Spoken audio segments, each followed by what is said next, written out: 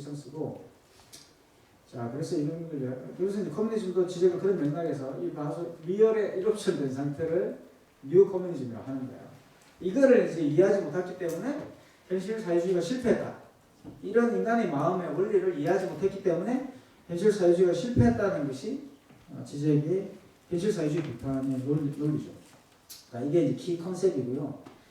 다 모셔도 되고 일단 이런 컨셉을 가지고 지적이 어쨌든 논리를 전개하고 있다는 걸 아시면 돼요. 그 나름대로 정교한 이론적인 발전이 있습니다, 여러분. 그걸 이해하시면 되고 그래서 지적의 책들을 이렇게 쭉 읽어보시면 방점이 달라요. 처음에 서브젝티비티였다가 아이디올로지였다가 액트였다가 다이렉틱이었다가 카피탈리즘으로 오게 됩니다. 이 순서는 정확하게 말하면 바로 여기 이제 해겔과 락강을 결합한 이론적 토대에서 나오게 되고요. 이게 해겔이 대논리학에서 하는 말이에요. 너무나 멋진 말이에요. 저는 이 구절을 발견하고 너무나 이렇게 감동해가지고 이런 공부를 하기로 결심을 했어요. 대학교 때 도서관 갔다가 이걸 읽어보고 너무나 멋지잖아요. 이게. The wounds of the spirit heal and leave no scars behind. 그죠? spirit이 spirit이라는 게 이제 geist 정신인데 이 정신의 상처라는 것은 뭡니까? No scars behind예요. 정신은 상처를 뒤에 남기지 않아요. 무슨 말이지 이게? 정신이 왜? 이걸 이제 연기적으로 해석하는 사람도 있어. 정신은 그냥 뭐 이렇게 영혼이기 때문에 그죠? 이런 상처 같은 거 받지 않는다. 초월되는 그런 존재라는 이 해결의 이 정신은 그런 게 아니죠. 자, 그래서 유명한 파스칼에 나오는 이 바그너의 오페라에 나오는 대사입니다. 응? 이게 바로 제 강연 제목이죠. 그죠? 이 Ungeschilles des Spiel der Zisulen. 이게 뭐냐 그러면 상처는 그것을 번역하겠습니다. 상처는 그것을 내 창으로만 치워낼 수 있다. 자, 이 말이 바로 해겔이 말했던 정신의 상처는 힐링이 된 뒤에 남아있지 않다라는 같은 말. 무슨 말입니까? 정신은 뭐죠? 그래서 nothing에 가깝죠. 모든 것에 가깝잖아요. 정신은 완전체잖아요. 완전체니까 스카가 남아있을 이유가 없죠. 근데 우리는 창으로부터 상처받는 것은 누구죠? 서브젝트입니다. 이 서브젝트는 반드시 그 창으로만, 그 상처를 낸 창으로만 치료가 될 수 있어요. 뭡니까? 보편과 특수. 그죠? 싱글러와 유니버셜. 가이스트는 유니버셜이기 때문에 상처가 안 나와요. 근데 상처는 그래도 뭡니까? 싱글러. 그 싱글러는 오직 그 창으로만 치료될 수 있어요. 그 창이 뭐죠? 그게 바로 우리 찾아 헤매는 거잖아. 평생 동안. 그러니까 우리는 태어날 때부터 이미 상처받고 태어나는 거예요. 어? 무슨 뭐 이렇게 트라우마가 있든 뭐 어쨌든 상처를 입고 태어나는 거고. 그래서 해결이 뭐라고 해야 하느냐? 대논리학에서 기원에 대한 이야기를 하는데 기원이라는 것은 원래 있는 게 아니라 트라우마적인 상처를 받았을 때, 트라우마적인 상처를 입었을 때 그 트라우마를 통해서 우리가 그 기원을 리인벤팅 한다고 합니다. 그래서 모든 기원은 트라우마에 의해서 재창조가 되는 거예요. 이게 이제 지적이 하는 굉장히 중요한 말이고요.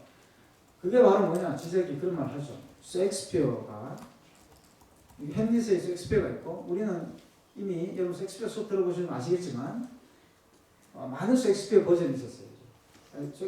많은 햄릿 버전이 있었어요. 셰익스피어가 나오기 전에 토마스 키드의 햄릿부터 해가지고 그리고 심지어는 햄릿 자체가 포클로르입니다, 여러분. 근데 우리는 셰익스피어의 햄릿만 기억해요. 이 지적이 이걸 멋지게 설명해요. 이 해결의 이 말을 다시 말하면 우리는 셰익스피어의 햄릿을 가졌기 때문에 그 햄릿을 통해서 그 이전의 햄릿을 다 재해석한다는 거죠. 그래서 셰익스피어의 위대한 점은 뭐죠? 그 햄릿을 재창조했다. 그리고 그걸 통해서 햄릿의 기원을 만든 거죠. 햄릿은 여기서 왔다라고 하는 그 지식 체계를 만들어야 돼. 그게 바로 해겔이 말하는 가이스트입니다. 그 일련의 과정을 설명하는 거고요. 이게 여기에서 이제 락강이 후기에 이제 그런 생각들을 가져가면 여기에 대해 중요한 이제 이야기들이 있는데 나중에 제가 앞에 다 설명드리고 굉장히 많죠, 그죠? 다 설명. 여기 이제 사이버네틱을 무의식으로 푸는 거고, 그러니까 락강과 프로이드의 결정적 차이는 여러분, 프로이드는 열역학 공식, 서머다이나믹 이론에 맞춘 거예요. 그 엔트로피 이론이고요. 그래서 이제 무의식의 그런 슈퍼 이고를 떼어먹은 거죠. 그죠? 그래서 리비도의 어떤 그런 에너지가 넘치지 않도록 막고 있는. 이렇게 생각하는데 라칸은 그런 그 모델을 폐기하고 그래서 이제 그 분더 블록도 이제 폐기해요. 라칸 거기서 은컨시어스 모델을 폐기해버립니다. 앞에 제가 설명드렸던 것처럼 그게 아니라 사이버네틱입니다. 그래서 위에 보시면은 위가 무의식이고 밑에가 의식이에요, 여러분. 그래서 무아가 나고 보시면은 근데 라칸이 집어넣은 것은 뭐죠? 왼쪽에 있는 쥐상스하고 시니피앙이라고 집어넣죠. 시니피앙이 바로 스트럭처리즘입니다. 이거는 레비스트로스가 발견한 부분이고 그 윗부분이 라칸이 발견한 부분인데 쥐상스가 어떻게 됩니까? S, 그러니까 타자를 같이 가고 있는 완벽한 S에서 이거는 이제 마치 해겔이 말하는 가이스트 같은 거죠. 이 가이스트가 상처가 없어요, 그죠? 얘가 뭘까입니까? 주의상스를 밀고 가는 거죠. 밀고 가서 어디로 갑니까? 주체가 없고 드라이버만 있는 곳으로 가게 되고 거기서 캐스트레이션, 거세가 일어나게 됩니다. 이 거세는 사회화되는 걸 뜻해요. 얘가 사회화되는 순간 뭐가 됩니까? 주의상스는 이제 억압되는 거죠. 그래서 이 주의상스는 뭐냐? 아까는 아주 간단. 나중에 말년에 가면 그냥 간단히 알겠다. 몸에 있는 중독이다 이렇게 나와. 내 몸에 새겨져 있는 중독. 이 주의상스고 뭐 이렇게 언어적 체계 이런 건 나중에 이 주의상스에 의해서 만들어지게 되는 후발적인 거라고 주장합니다. 그래서 자 이게 이제 사이버네틱에서 온 거고 이게 재밌는데 보시면은 아까는 주체를 두 번째를 주체로 봐요. 두 번째를 우리나라 이렇게 태극기가 여기 나오죠, 그죠? 우리나라 태극기가 사이버네틱입니다. 그래서 사이버네틱의 중앙에 이렇게 돌고 에너지분이 돌고 다 이렇게 알고리즘이 배치되어 있잖아요, 그죠? 그래서 두 번째가 이제 라칸한테는 주체예요, 그렇죠? 이게 뭡니까? 에이시메트리카. 이게 마지막이죠. 이게 에이시메트리카 레벨 2. 주체가 저기에 위치하고 있습니다. 그래서 이건 결론적으로 말하면 아티피셜 인텔리전스에 적용을 하면 라칸의 생각은 뭐죠? 사이버네틱스는 또는 아티피셜 인텔리전스는 항상 뭐가 필요합니까? 뭘 만들어냅니까? 에이시메트리카한 주체를 만들어낼 수밖에 없어요. 우리가 챗GPT를 써야지만 사이버네틱스가 돌아갑니다. 이 원리고요. 그래서 나중에 라칸이 여기 텔레비전이 이제 굉장히 중요한 책입니다. 제가 말씀드렸던 요 라칸이 프로이드를 버리고 스피노자의 의식 개념으로 이거 이행하는 데 결정적인 책이 이 책이에요. 이게 작가랑 밀러하고 인터뷰를 한 책이고요. 시간이 굉장히 많이 됐거든요. 자, 이게 이런 식의 개념이 나오게 되는 거고 이 샘플런스도 역시 이게 이제 바로 이제 앞에 강호성 선생님이 데리다의 비판 포인트, 데리다가 이제 설명했던 그 어떻게 이제 주체가 만들어지고 미러 이미지라든가 또는 텍스트를 모방하고 요거에 대한 반발이에요. 그래서 라칸은 완전히 여기서 이탈합니다. 그래서 잼플런스가 아니다라고 합니다. 디스코스는 잼플런스와 아무 관계 없다. 이렇게 말을 합니다. 그럼 뭐하고 관계 있을까요? 이미지네이션과 관계. 굉장히 흉하고 비슷해졌어요. 그래서 너무 많네요, 좀. 굉장히 많이 했죠. 그래서 뭐 이런 걸 썼고, 그래서 지적이 영화를 비판하는 이유는 바로 이 의의 때문입니다. 상상이 바로 뭐죠? 모든 것이기 때문에.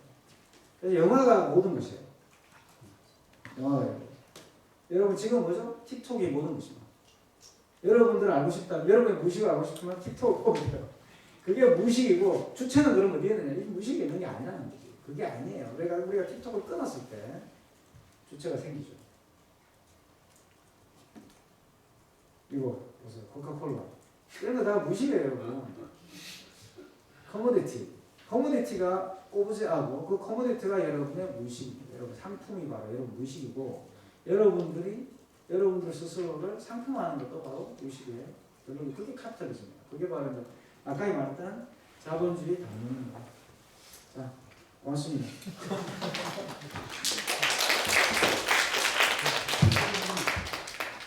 잠깐 나와주시죠. 예.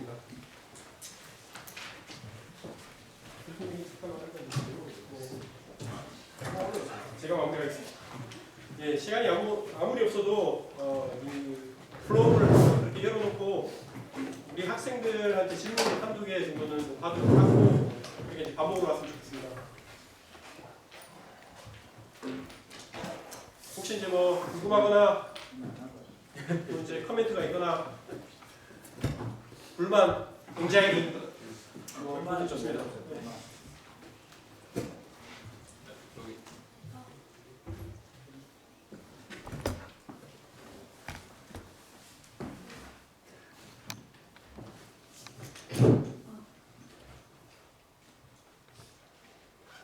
네, 일단 강의 너무 잘 들었고요.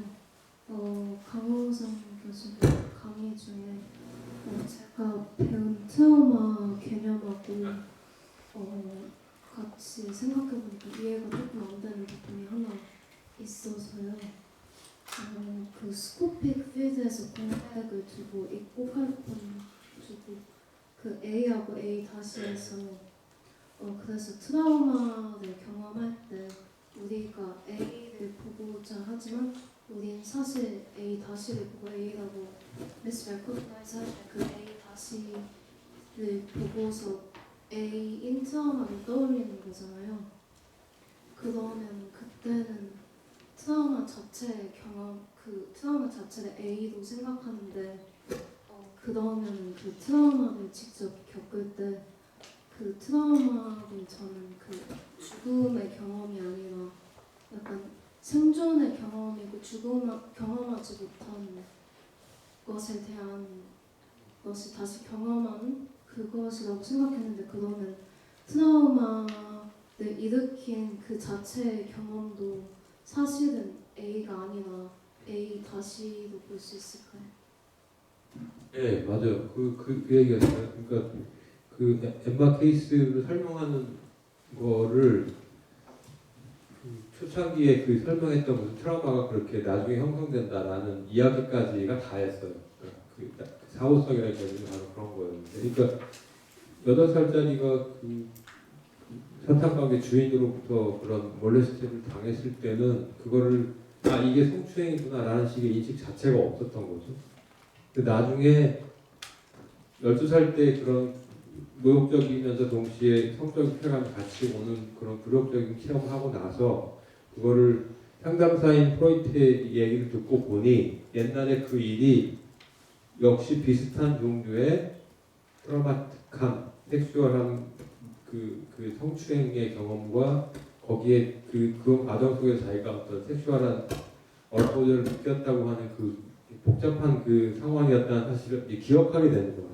그걸 이제 서사로 풀어냈는데 그래서 이게 나중에 전혀 형성되는 것이다. 그러니까 왜 우리 그 성추행 당한 경험이 있는 그 여성들이 나중에서야 얘기하는 것 그런 것과 상당히 관련이 있다고 봐요. 근데 문제는 이제 그거를 생각해 보면 8살 기억이라고 하는 것이 지워져 버린다고 하는 게 유아기 성경험의 대부분인데 그게 어떻게 기억이 났을까 생각해보면 이게 사실성 자체가 실제로 벌어진 일이 아니었을 가능성도 크고 그 다음에 꾸며낸 이야기의 가능성도 크고 자기가 그렇게 믿는 거죠.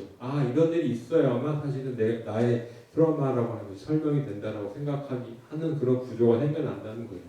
거기서부터 환상 구조에 대한 어떤 설명을 하는 거죠. 그러니까 이게 애초에 트라우마는 처음에는 이게 무언가 우리의 섹슈얼리티를 비롯한 모든 것을 설명하는 근원적인 어떤 사건으로 이해하죠. 우리한테는 파라독스라는 것처럼 이제 설명이 안 되는 뭔가 이레귤러한 어떤 사건이 벌어진 거죠. 그거로부터 우리의 어떤 걸 설명해서 트라우마이고 지금도 그렇게 많이 설명을 하는데 그게 아니라 이게 우리가 트라우마를 경험하는 방식이 환상의 결합 없이는 환상의 구조가 아니면은 해결할 수 없다는 그런 환상의 기원이라는 거예요. 기원적인 환상이 아니라 기원적인 사건에 대한 얘기가 아니라 환상 자체의 어떤 구조가 해결한다는 거죠. 그것은 우리가 그거를 원래 A라는 어떤 것으로 믿고 A 다시라고 하는 것을 그렇게 설명하는 구조가 바로 트라우마에서도 반복해서 나타난다는 점을 설명하는 거라고 할 수 있을 그 얘기입니다. 네, 대답이 됐죠? 네, 혹시 다른 친구라고 질문 있나요?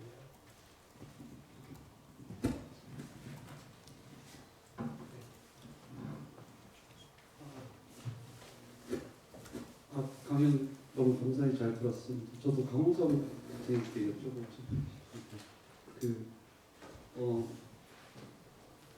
죽음 충동 관련해서 데리다가 프로이트와 다르게 반복을 읽어내는 게 아니라 새로 읽는 방식을 읽어낸다고 말씀해 주시는데 나중에 데리다를 읽어보게 된다면 정말 도움이 될 것 같아서 감사했는데 혹시 그렇게 되면은 만약에 원본이 없고 글은 어디에도 있는 게 아니라 이미 쓰여진 방식대로 생각을 한다면은 윤리 같은 경우에는 어디에서 반복인지 어디에서 원본이 없다면은 어디서 어떤 윤리적인 문제들이나 옳고 그름을 따져야 될 때는 정당성을 찾을 수 있는지 그리고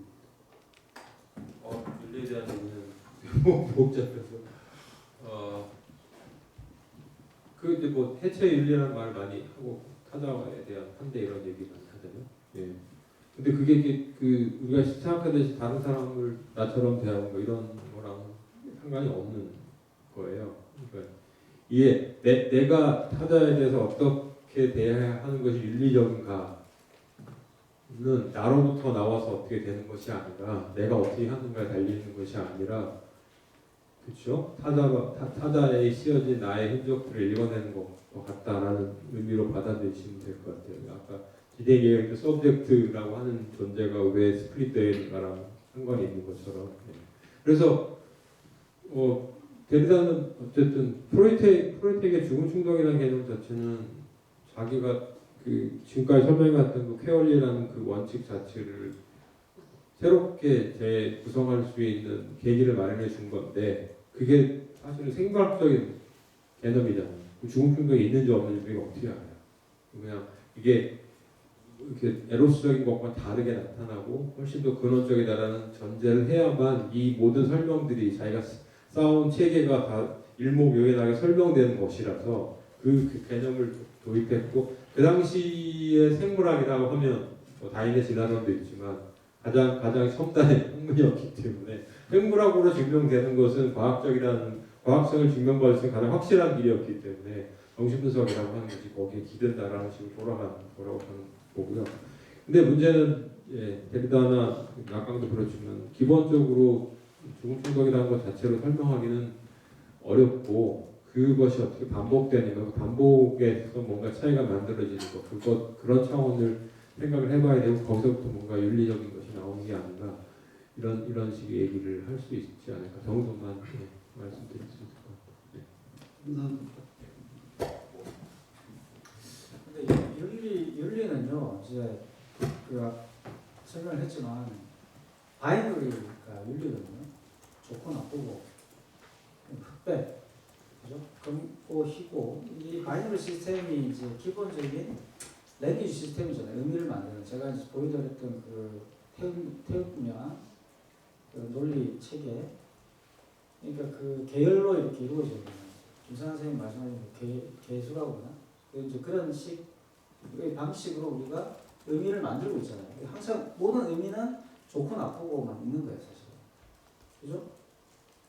좋고 나쁘지 않은 걸 설명하려면 굉장히 복잡해요. 그게 패러독스예요. 그러니까 패러독스, 근데 그렇다고 해서 우리가 좋고 나쁜 것을 모든 걸 설명할 수 있느냐? 설명할 수 없단 말이에요. 그래서 데리다 윤리는 뭐냐?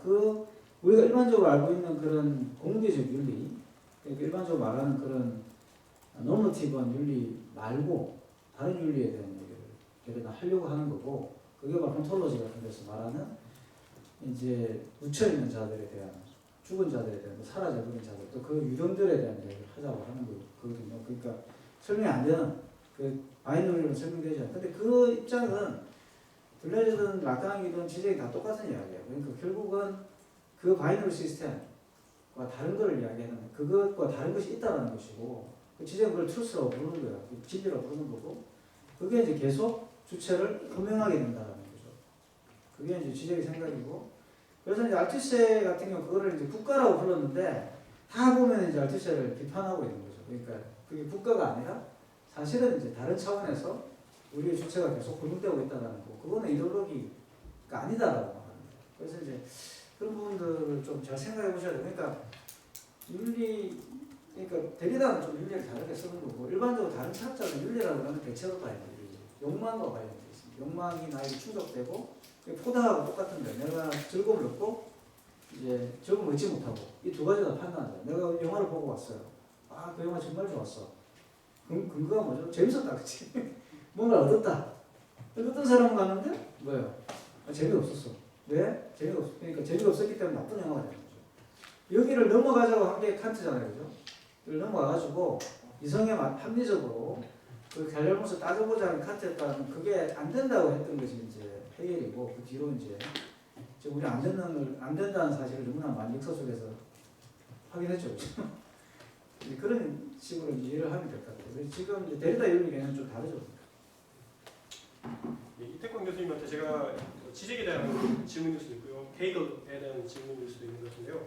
사실은 이제 지적의 바이오폴리틱스스러움인데요. 사실은 헤겔의 어떤 명제이자 바그너 오페라의 어떤 중요한 어떤 주제, 그 상처는 그것을 낸 창으로만 치유될 수 있다라는 것 자체, 사실 어떻게 본다면 기독교 오랜 신학의 어떤 신학적인 전통 그리고 정치 신학 어떠한 것을 죽이는 방식으로 보호가 일어난다라는 것, 어떻게 본다면 시미티의 카테콘이라는 개념도 그런 개념에 속하게 되는 것이고요. 또 에스포지토의 이뮤니티 같은 개념도 사실은 네거티브 프로텍션이라는 점에서 같은 어떤 점이 있다고 생각해요. 그래서 어떻게 보면 지적은 이제 정신분석자이기도 하지만 또 바이오폴리틱스 학자이기도 합니다. 그래서 그러한 지점이 어떻게 정확하게 어떻게 보면 정신분석과 정치학이 연결되는 방식에서 지적과 다른 가령 이제 뭐 바이오폴리틱스라는 의감맨이나 뭐 다른 학자들이 정확하게 갈라진 부분이 어딘지가 굉장히 궁금하고요. 저는 개인적으로 제가 생각하는 지적은 굉장히 사실은 바이오폴리틱스랑 가까운 사람이라고 생각합니다. 그러니까 최근에 와서 이제 바이폴리틱과 굉장히 가까워졌는데 지적은 일단 기본적으로 푸코에 굉장히 이제 비판적이고, 그러니까 제가 말씀드린 아까 이제 트라우마 이야기를 했는데, 그러니까 강호성 선생님이 설명했던 그 텍스트는 사실 이제 프로이트가 치료를 하다 실패한 게 있어요. 프로이트는 대부분 실패한 경험을 다 적어놨어요. 그렇기 때문에 이게 근거가 기원이 있는 게 아니라 다 지어낸 것일 거라는 것이 이제 지어내는 것을 증명할 방법이 없다는 거예요. 그게 이제 프로이트의 결론이었기 때문에 그게 딜레마입니다. 정신분석의 딜레마예요, 사실. 환자를 쏘면 어떡할 거냐. 프로이트는 그걸 못 풀어요. 그래서 이제 정신분석의 위기가 온 것이고, 그것을 넘어서서 이제 뭔가 정신분석을 과학화하겠다고 다시 시도한 게 라칸이라고 보시면 되는데, 그래서 결국 트라우마를 해명하는 거거든요. 그러면 이제 그 질문은 어떻게 가느냐면, 바이오폴리틱의 트라우마는 뭐냐? 질문을 가야 되는 거예요. 바이오폴리틱 트라우마는 뭐냐? 이 바이오폴리틱은 정확한 말하면 이제 이게 또 이렇게 되면 복잡해지는데, 어쨌든 제가 말씀드렸지만 국가의 기원, 제가 앞에서 잠깐 말씀드렸지만 철학의 기원이라는 것이 원래는 대지, 자기들의 어떤 그런 지대, 뭐라고 해야 될까, 땅을 청량하다가, 그죠? 청량을 하다가 이제 이게 인구를 청량하는 걸로 바뀌게 되는데, 그게 바로 정치 철학이잖아요. 이 정치 철학이라는 것을 가져가가지고 자신들의 어떤 커먼웰스, 국가 건설에 굉장히 중요한 이론적 토대로 쓴, 이거를 이제 그 푸코는 근대성의 도래라고 합니다. 그걸 이제 근대성이라고 불러요. 모더니티가 푸코한테는 뭐냐 그러면 바로 인구에 대한, 인구를 통제하기 위한, 인구를 가버닝하기 위한 이론이라고, 이걸 이제 이 사람은 모더니티라고 불러요. 그 이론에 따라서 모든 게 이루어져 있다. 이게 폴리티컬 이코노미입니다. 그래서 지금 뭐 우리가 모든 그 우리의 삶을 설명하고 있는 모든 용어가 다 폴리티컬 이코노미죠. 예를 들어서 트럼프가 저렇게 하면 주식 시장이 뭐 주식이 폭락하고, 그러면 뭐 중국이 어떻게 하고, 뭐 타리프가 어떻게 어쩌고 뭐 이렇게 설명하는 게 다 폴리티컬 이코노미 용어잖아요, 그죠? 이게 이제 푸코가 봤을 때는 바로 디스플린 파워라고 하는 규율 원칙이라고 하는 것들에서 처음에 국가가 성립이 되고, 그것이 점점 발전하게 되면 무슨 문제가 생기느냐? 바로 이제 국가를 만들어 놓으니까 무슨 일이 벌어지느냐? 국가라는 것은 일단 네이션 스테이트인데, 네이션 스테이트는 어쨌든 왕을 폐절하고, 일단 해결까지만 하더라도 왕이 없어진 세상 상상을 해본 적이 없어요, 그 사람들이. 무조건 왕이 있어야 돼요. 리바이어든도 보면 홉스가 리바이어든이라는 민주 집중체를 설명했지만 그게 반드시 소브린이라고 하는 왕이 있어야 됩니다. 북한이 대표적 모델이에요. 그 사람들이 생각했던 이상형은 북한이에요. 근데 이제 우리한테는 아니잖아요, 그죠? 왜 그러냐면 네이션 스테이트가 성립되니까 왕이 필요가 없어지고, 그게 이제 푸코가 아주 설명을 잘하는데, 누구나 왕이 될 수 있는 이 체제가 되어버리는 거예요. 그러니까 왕이 되면 쿠데타를 이렇게 해서 죽여버리고 다른 사람이 왕이 되어버리고 이렇게 되더라는 거죠. 그래서 네이션 스테이트 기본적으로 모든 사람들이 다 평등하다는 그 합의에서 출발할 수밖에 없고, 그럼 뭐가 중심이 돼요? 생명이 중심이 될 수밖에 없죠. 다 살아야 되잖아요. 그게 바로 매스입니다. 그게 대중이고, 이 대중을 어떻게 컨트롤할 것인가, 이 대중을 어떻게 모빌라이징 할 것인가가 바로 2차 세계대전 이후, 정확하게 1, 2차 세계대전 기간 동안에 나왔던 것이고, 거기에 대해 강력한 힘을 입증한 세력이 바로 파시스트들이에요. 이게 파시입니다. 그래서 우리가 일반적으로 많은 그 정치 철학자들, 특히 레디컬 정치 철학자들이 뭐 이렇게 2차 세계대전 이후에 많은 국가 체제와 파시를 연결시키는 이유가 여기에 있는 거예요. 그러니까 물론 이제 정교하게 설명을 해야 되지만 이제 막 굉장히 정교하지 않은 설명도 많이 있는데 뭐 내추럴이가 그냥 뭐 무조건 네오리버럴리즘 파시즘이다 뭐 이렇게 설명한다는 이런 경향이 많이 있지만 사실 그 안에 맥락은 바로 이겁니다. 그래서 파시즘을 통해서 대중을 동원한 이게 파퓰리즘이라고 지금 부르고 있는데 저는 파퓰리즘과 파시즘과 차이가 없다고 봐요. 그러니까 파퓰리즘의 기본적인 왜냐하면 레닌은 파퓰리스트가 아닙니다, 여러분. 공산주의자들은 패스플리스트가 아니었어요, 여러분. 그 알아야 되고. 그래서 이제 그 상탈포프 같은 사람 레티스트 파퓰리즘을 할 때 그거는 파시스트의 전략을 가져오자라는 이야기고 그 이유는 지금 엘리티즘이 통하지 않기 때문에 지금의 대중들 여러분들 엘리티즘이 통하지 않잖아요. 그랬을 경우에 레프트가 어떻게 해야 돼? 좌파가 어떻게 해야 되는 이런 질문에 대한 대답이 바로 레티스트 포퓰리즘입니다. 그러니까 그래서 포퓰리즘이 가장 강력했고 여전히 그게 위력을 발휘하고 있잖아요, 지금. 그래서 이게 퀘스천인 겁니다. 그래서 이게 이제 바이오 퀄리티 문제로 가는 거, 지금 이 문제를 계속 이제 이야기하는 거죠. 그게 대표적으로 왜 사람들은 자기가 잘못됐다는 걸 알면서도 계속 틀렸다는 걸 알면서 계속 그것을 주장하는가.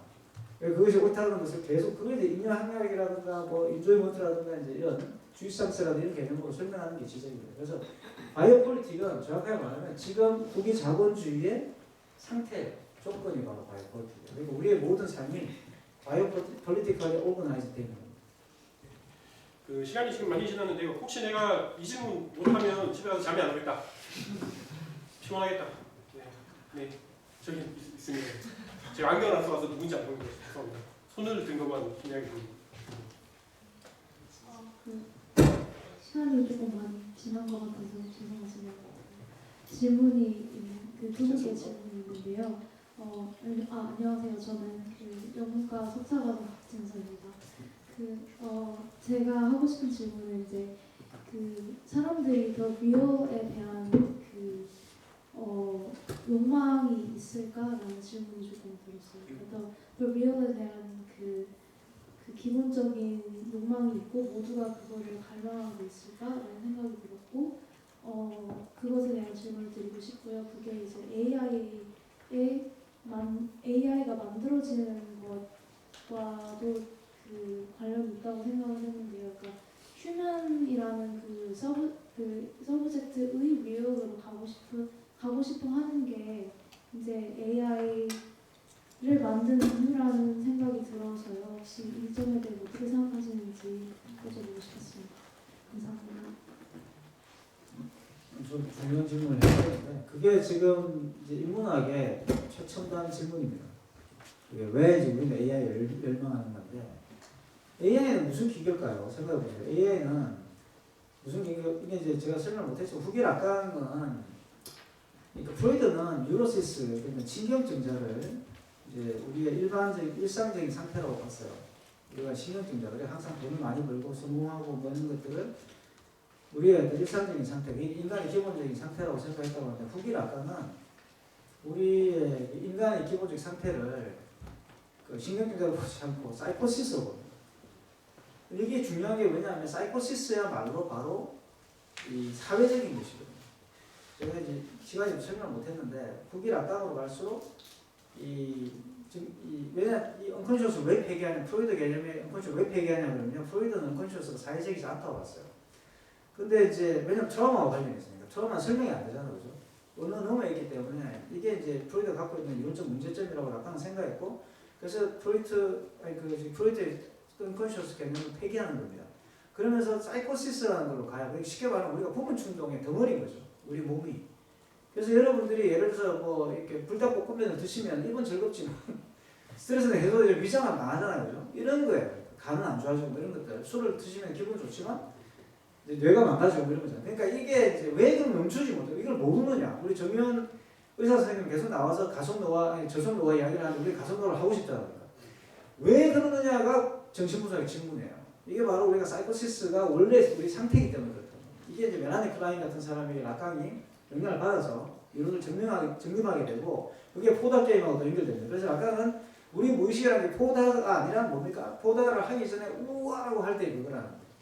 의미화되기 전의 상태. 우리는 거기로 돌아가고 싶어요. 근데 아티피셜 인텔리전스는 우화가 없죠, 그죠? 우화가 하면 우리는 서브스크립션을 하지 않을 거예요. 여기가 틀린다고 하면 우리는 안 하죠. 그래서 기계는 길들일 필요가 없습니다. 기계는 입력된 값대로 정확하게 움직이면 되기 때문에 그래서 우리는 기계를 열반하는 거예요. 다시 말해 완벽한 뉴로시스가 우리 필요한 겁니다. 완벽한 뉴로시스. 그러니까 타자에게 완벽한 질문을 던지고 타자로부터 완벽한 답을 얻어내는 그 시스템을 우리가 원하는 게 그게 아티피셜 인텔리전스고 그렇기 때문에 아티피셜 인텔리전스 항상 뭐가 필요합니까? 우리가 필요한 거야. 근데 우리는 누구죠? 바로 아티피셜 인텔리전스 욕망하는 주체. 이게 지적이 말하는 거죠. 우리는 욕망이 충족되기를 원하는 게 아니에요. 아티피셜 인텔리전스가 완벽하지 않기 때문에 우리는 계속 아티피셜 인텔리전스를 원하는 겁니다.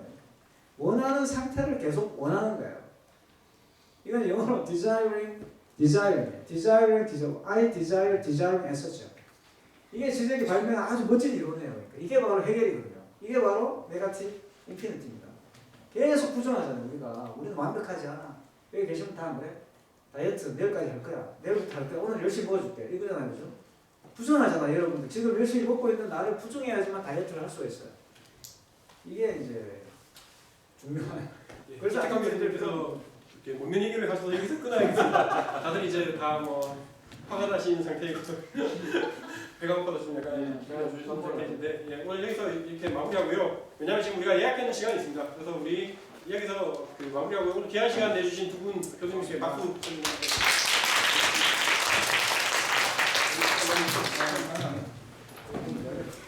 너무 재밌었습니다.